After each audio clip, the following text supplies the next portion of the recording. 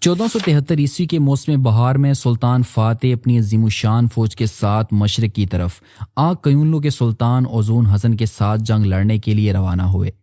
سلطان نے اوزون حسن کو خط لکھا کہ آؤ اور مشرقی اناطولیہ میں میرا سامنا کرو۔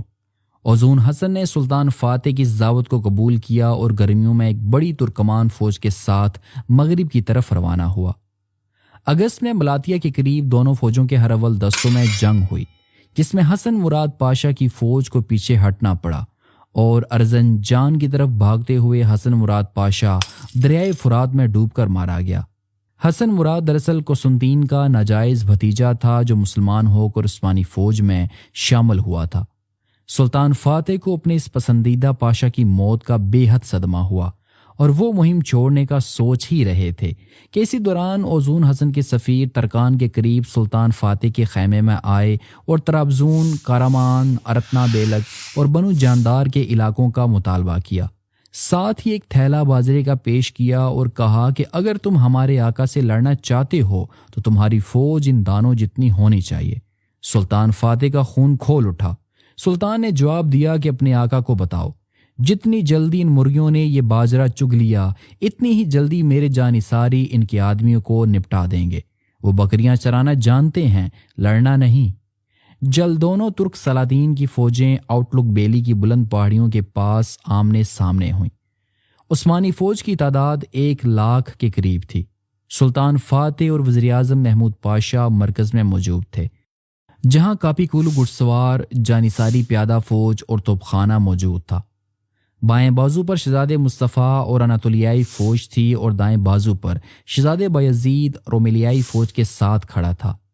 دونوں بازوؤں پر تیمارلی گھڑ سوار، ہلکی پیادہ ازب فوج، تفنگچی گنر اور اکنجی گھڑ سوار دستے موجود تھے۔ آگ قیونلو بھی تعداد میں 70 سے 1,00,000 کے درمیان تھے، لیکن یہ روایتی قبائلی فوج تھی جس میں زیادہ تر ہلکے گھڑ سوار اور نیزہ بردار دستے موجود تھے۔ اوزون حسن اور پیری احمد لشکر کے مرکز میں تھے، جبکہ سلطان اوزون کے بیٹے زینیل مرزا دائیں بازو پر اور اوغورلو محمد بائیں بازو پر موجود تھے۔ جنگ کی شروعات عثمانی اناطولیائی فوج کی جانب سے ہوئی، جہاں عثمانیوں نے زینیل مرزا پر دھاوا بول دیا۔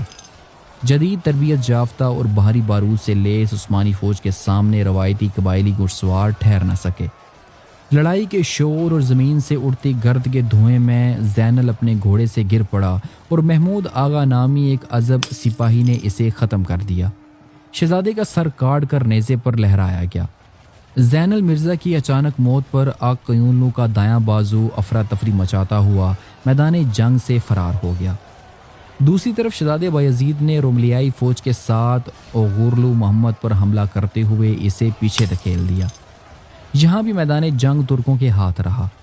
جب اوغورلو محمد کو شکست نظر آئی تو وہ میدان جنگ چھوڑ کر بھاگنے لگا، لیکن اکنجی گھڑ سواروں نے اسے پکڑ لیا، جس سے اوزون حسن کا بایاں بازو بھی بھاگ کھڑا ہوا۔